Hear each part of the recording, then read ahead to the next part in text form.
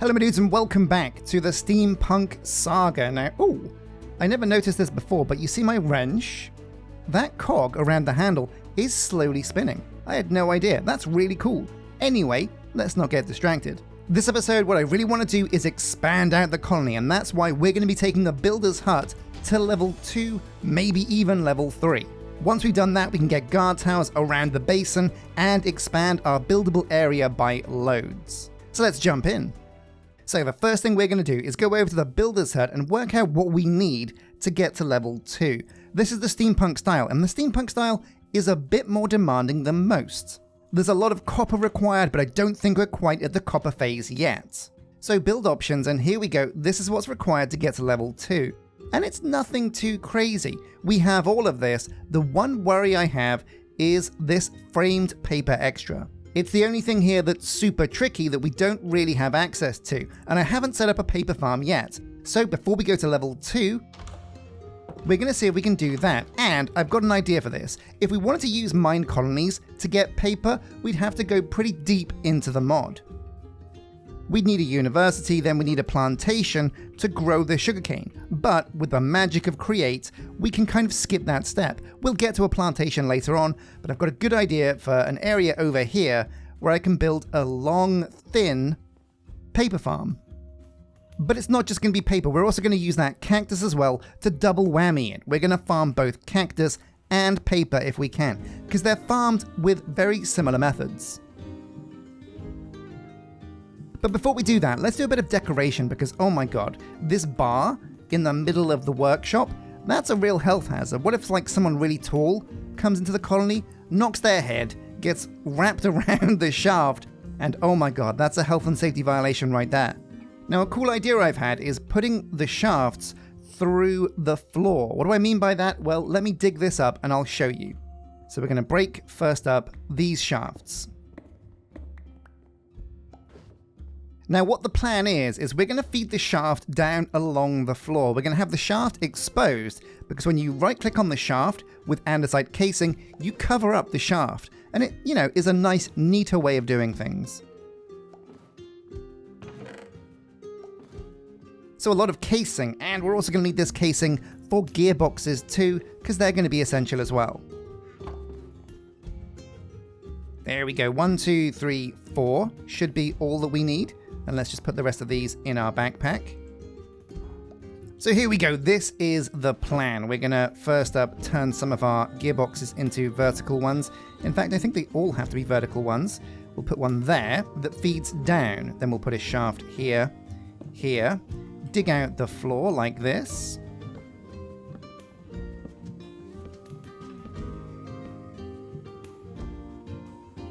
And that's also gonna go underneath this conveyor as well and come up here. So the gearbox goes here, the shafts come along here like this.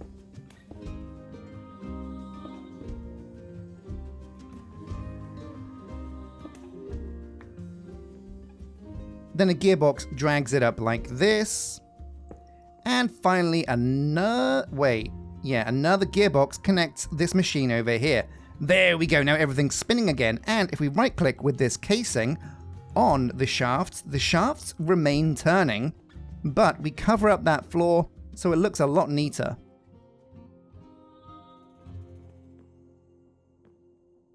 Oh, weird. Oh, so we don't actually use the andesite casing when we right click on the shafts. It just automatically covers them up. So we could just do this as well.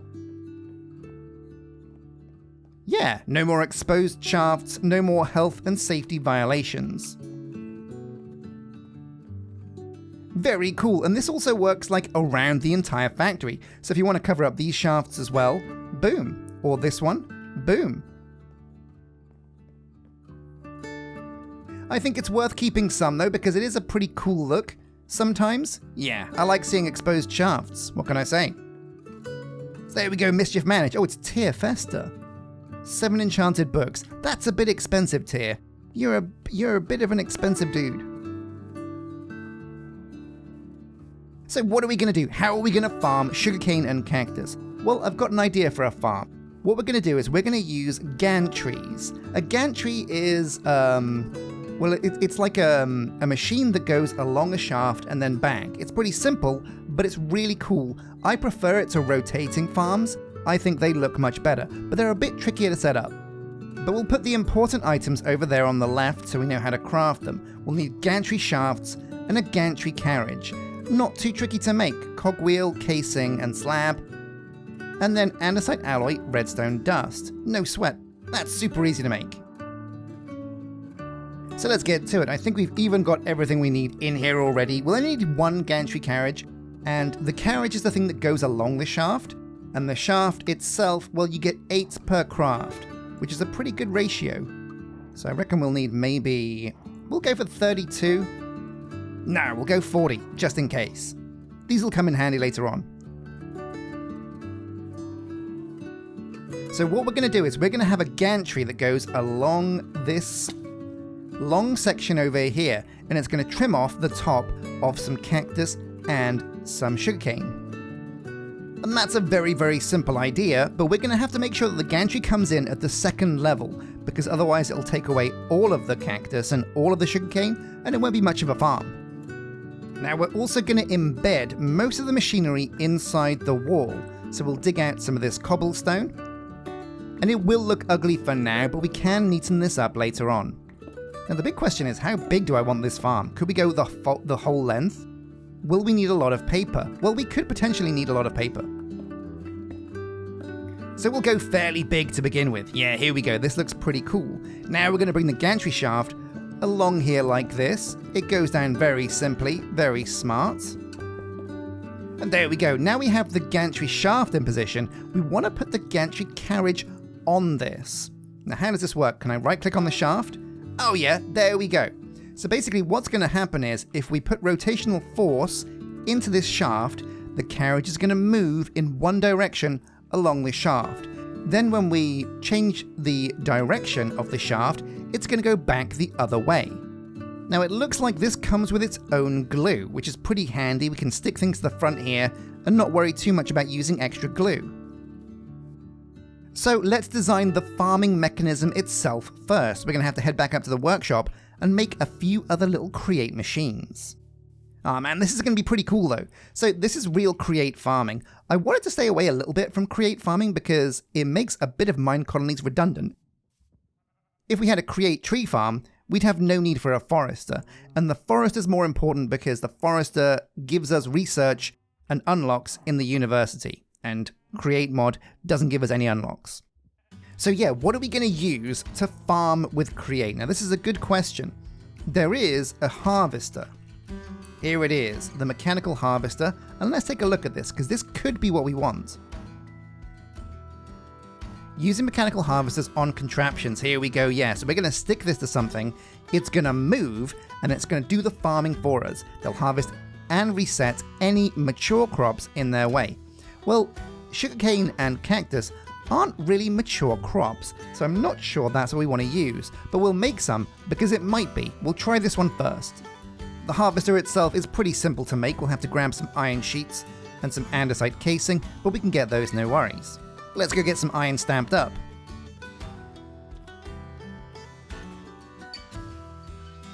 We'll make 4 of these, because these might not actually work, and 4 is a reasonable place to start. We're also going to need some chassis. We're going to stick some chassis to the machine. We don't need radial chassis, we need linear chassis. That's the one we want. And again, this is a very simple craft indeed, just logs and andesite alloy. We'll only need, I reckon, 6 total, maybe even less. So let's go stick this into position.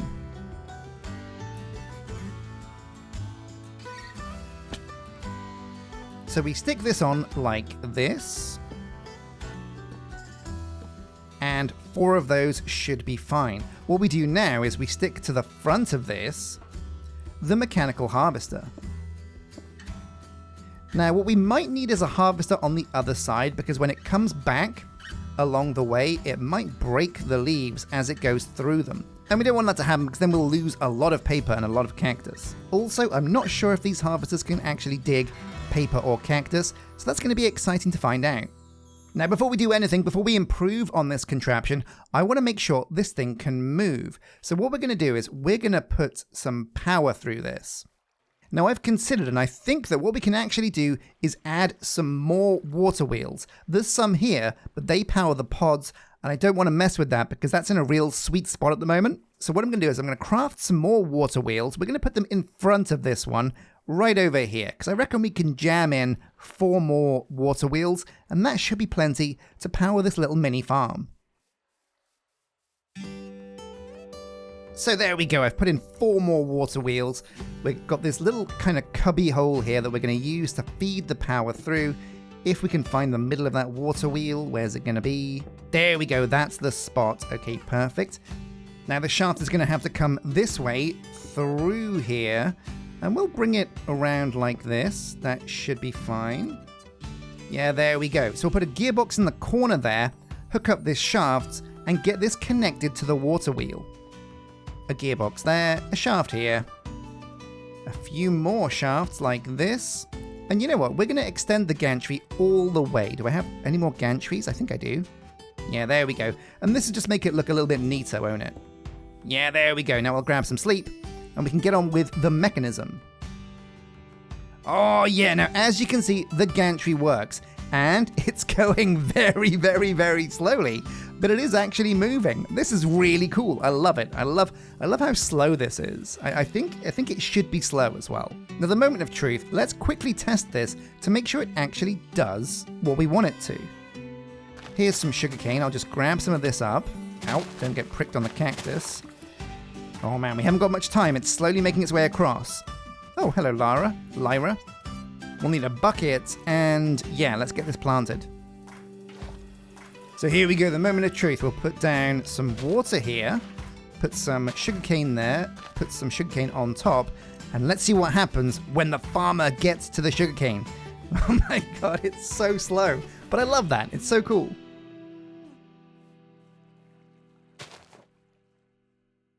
Okay, yeah, it does break it. Very, very, very cool. Okay, so this thing should work. So what else are we going to do to this contraption? It comes along like this, very slowly. Now we need to make sure that when it gets to this end, it goes back the other way. So back over here at base, and what are we going to need to make this work? So it's not a clutch, it's the other thing. A clutch stops a shaft from spinning when it gets a redstone signal. What we want is something that makes it reverse. So kinetic blocks, let's take a look at these. It'll be one of these. It's not a clutch, it's a gear shift, that's right, yeah. So when a gear shift gets a signal, it reverses the direction of the shaft. That's exactly what we want. So we'll need a gear shift. And we need a way for the gear shift to know when the farming machine is at the end of the gantry. So we need a redstone contact. Here we go. A bit trickier, but we've got all of the bits for this as well. And obviously we need 2, we need a receiver and a sender for this. In fact, we're actually going to need 4 because we're going to need some on the other end as well to reset it back to the right direction.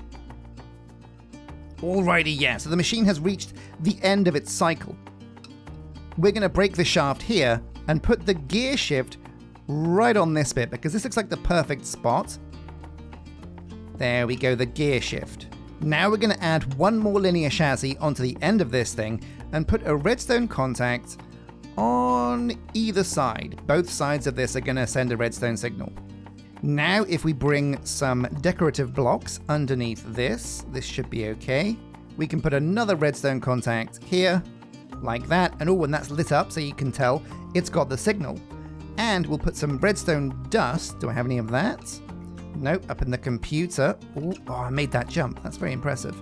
I'm actually really impressed with that jump. Way more than I should be. And there we go, half a stack of redstone should be plenty. So if we put a redstone... Oh, I'm almost dead. Oh my god. I've got to stop jumping off here.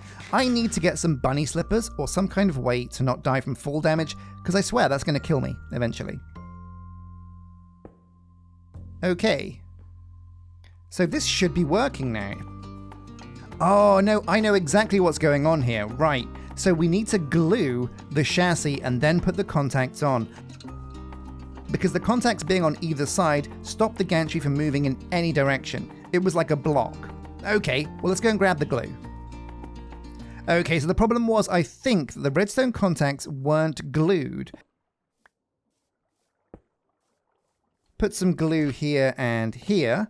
Now it's all connected to this chassis.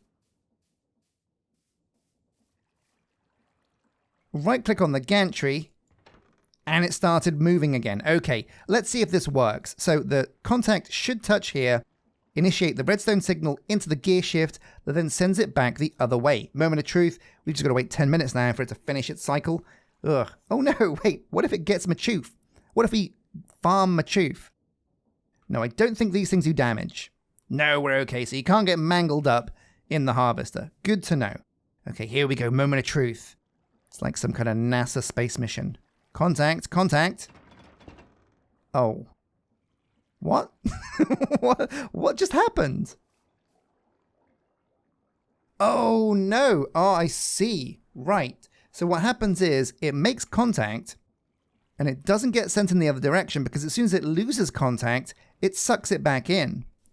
Okay. Ah, so we don't want a regular gear shift. What we want is a sequenced gear shift. This is going to allow us to program some instructions to the shaft. As you can see, yeah, the shaft broke because it just freaked out, basically. So what we're going to do is we're going to change this gear shift to a sequenced gear shift. And I don't think this is actually going to be too hard to make. It does look like it needs brass, though. Yeah, look at this. Brass casing, electron tubes, and a cogwheel. We can definitely go and grab that. So here we go, out with the old, goodbye gear shift, and in with the new. So if we click this like this, there we go. Okay, so the sequenced gear shift. Right-click on this and you get a really cool menu that lets you put in some options. So the first thing we want this thing to do is turn to move a piston.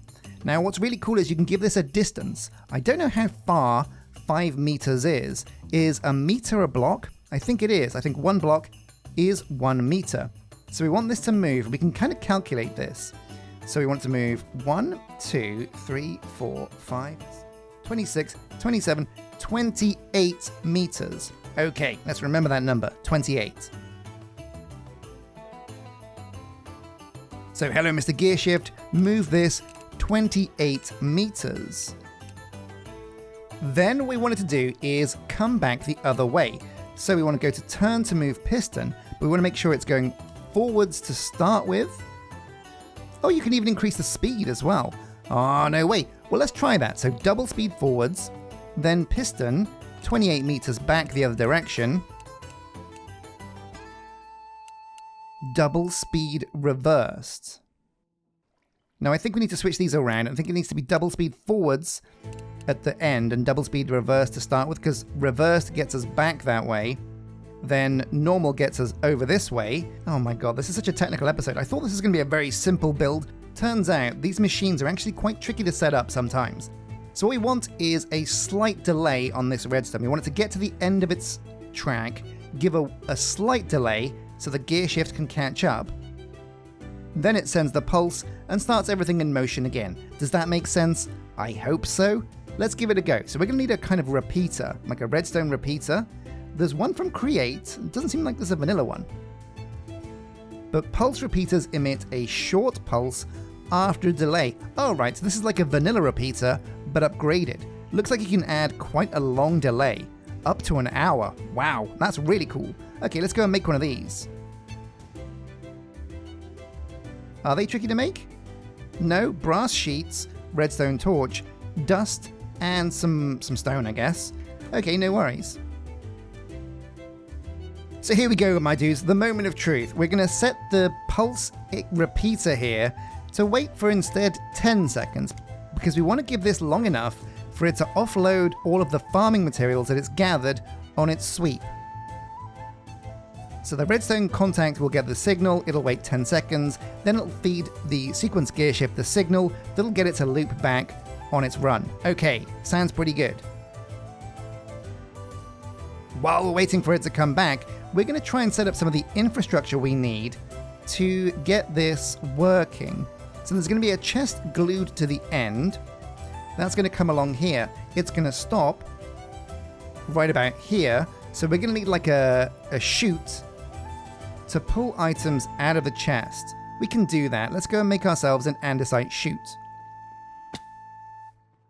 So here we go. We haven't got long. It's on its way back. We're going to dig out the ground underneath here pretty quickly.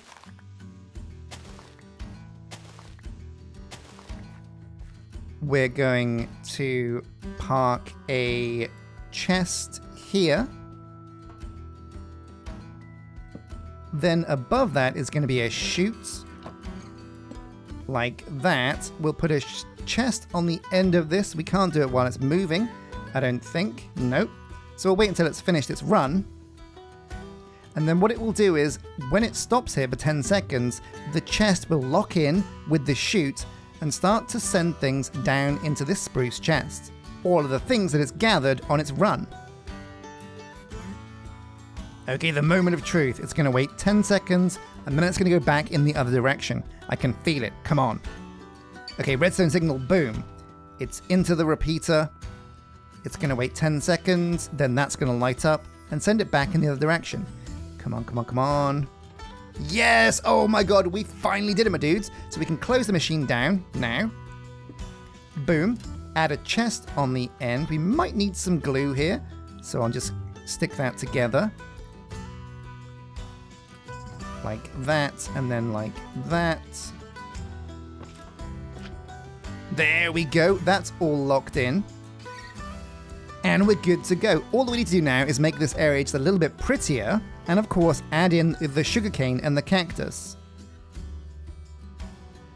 So here we go. We've added some decoration, we've added some cobblestone walls, we've moved over our cactus and the paper that we have already over here, ready to be farmed. We've added a chest on the end of that contraption that should interact with the andesite chute to deliver all of that cactus and paper, or sugarcane, that we're farming into that spruce chest. Amazing.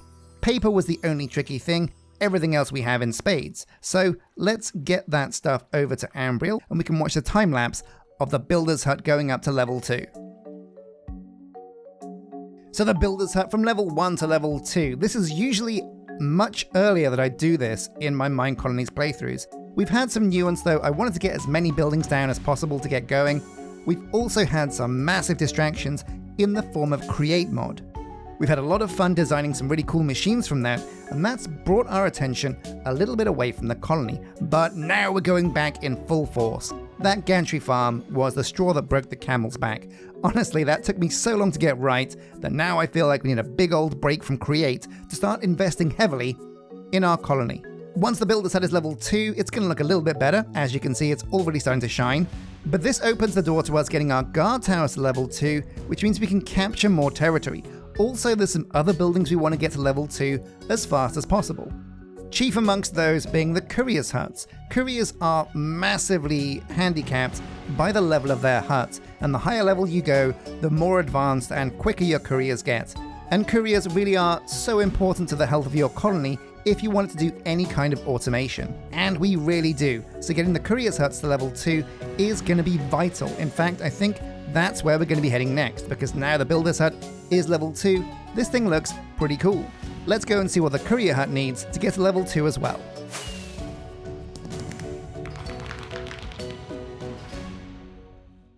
Oh man, yeah, so it looks a lot better from level 1 to level 2. This thing's had a major glow up. I still don't like these walls.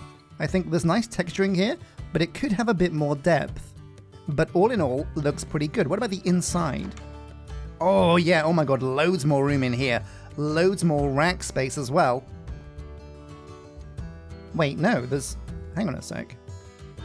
What? Oh yeah, some racks over there. So there is loads more rack space in here for more building materials. That's always a good thing to have. Fox Lane Akizuki. Ooh, 7 diamonds. That's a shame, because I would have liked you in the colony, my friend. So with the builders hut level 2, like I said, we want to check out the couriers huts, see what these need to be level 2 as well. What about Sakura Thorn? How are you doing, my friend? Ooh, 28 redstone. I think I even have that. Yeah, on my person. So congratulations, you are now part of the colony. Amazing. And over there we have Helga Festa. Let's go and see what she costs. 7 enchanted books is a little bit pricey. We'll wait with hiring the second courier because I'm not sure we need it yet, but build options and wait, what?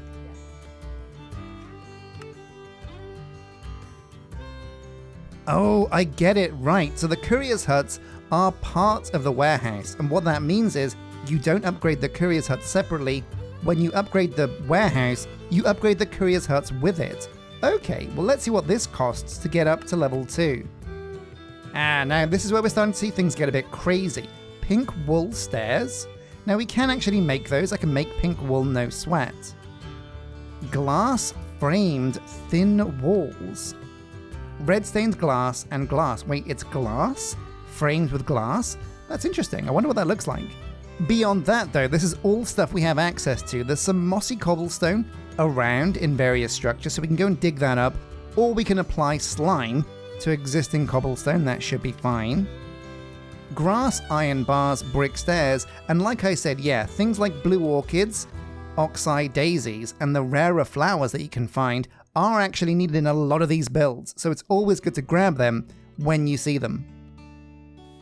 So that's something we can do, but the big question is, what does the guard tower require to get up to level 2? Let's go and start with the guard tower on the coast. Now you guys mentioned in the comment section that you reckon I should upgrade this guard tower on the riverbank to be an alternate style guard tower, one of the ones that goes up really high, and I think I agree. I think that will look really good.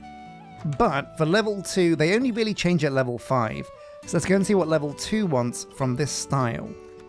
Build options. Okay, right, so framed cobblestone that needs spruce logs and cobble. 42 of that, bit of a pain, but not too tricky. Yeah, spruce planks, shingles, dark oak, these are all things we have loads of access to. In fact, this is a really simple craft. So I'm going to get to crafting the materials we need for these guard towers to be level 2, and I'll come back to you guys once they've been upgraded. So these guard towers have a massive visual upgrade when they go from level 1 to level 2. I love the pyramid style peaked roof, looks really cool. And as these go up in the levels, they're going to look really amazing as well. I'm really excited to get most of the buildings up to level 2. It's not as big a visual upgrade as getting to level 3, but it's certainly a great start. And with all these guard towers at level 2, we've no doubt captured a load more territory. Every level of the guard tower expands the radius by 1 chunk, which is actually a sizable amount. Okay dudes, my guard towers are all level 2, so we're going to go and grab the builder's wand. Do I have one in my backpack? No, there must be one in the computer though. I'm going to go and grab the builder's wand, and then we can see how much of this area we've expanded now. But this is super exciting. The builder's hub being level 2 means the residences now can also be level 2. That means we can get 2 more dudes in. Also, we've got 2 empty guard towers, so we need to start filling in those roles as soon as possible. So here we go, the moment of truth. So how much extra territory have we captured? Well, not a colossal amount, like a reasonable amount, but not a devastatingly huge amount. It's a bit buggy, like sometimes these lines don't appear very kind of clear, but as you can see, that extends out quite far into the basin now. Pretty cool. And I think, do you know what, that's about far enough for us to start daisy chaining these guard towers around the basin. We're going to have to do a lot of schematic cannoning. To prepare the area for the guard towers, we also need to start mapping out how we're going to plot the land inside this basin. But it's an exciting moment. So my dudes, thank you for watching this episode of Minecolonies, the Steampunk Saga. This episode we got the builders up to level 2, we got the guard towers up to level 2 as well, and we can get next episode loads more territory on the colony. We also got this very cool gantry farm set up via Create. We built some more water wheels, looked into sequenced gear shifts and redstone contacts, gantries, and these Create harvester modules. It was a pretty complex episode, and it was, oh my god, my brain is on fire from trying to get this to work, but we did in the end, and it works really, really, really well. We haven't seen any crops yet, but we will do soon, I'm sure. So a massive thank you for watching, my dudes, and until next time, take care.